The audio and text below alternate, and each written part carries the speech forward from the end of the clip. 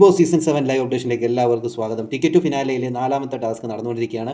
പൊടിമഴ എന്ന് പറഞ്ഞൊരു ടാസ്ക്കാണ്, ഒരു എൻഡോറിയൽ ടാസ്ക്കാണ്. ആക്ടിവിറ്റി ഏരിയ വെച്ചാണ് ഈ ഒരു ടാസ്ക് നടക്കുന്നത്. ഇവരുടെ തലയ്ക്ക് മുകളിലായിട്ട് ഇവരിൽ ഒരു സ്റ്റാൻഡ് മേലെ നിൽക്കണം. നിന്നതിന് ശേഷം ഇവരുടെ തലയുടെ മുകളിലായിട്ട് ഒരു ജനാലയുടെ ഇതുണ്ട്. അതിലേക്ക് ഇവരിങ്ങനെ താങ്ങി പിടിക്കണം ഒറ്റ കൈ കൊണ്ട്. അതിന് മുകളിൽ പൊടി വെച്ചിട്ടുണ്ട്. അത് ഇവർ ലോക്ക് അഴിച്ചതിന് ശേഷം ഒറ്റ കൈ കൊണ്ട് ഇങ്ങനെ താങ്ങി നിർത്തണം എന്നുള്ളതാണ് ഒരു ടാസ്ക്.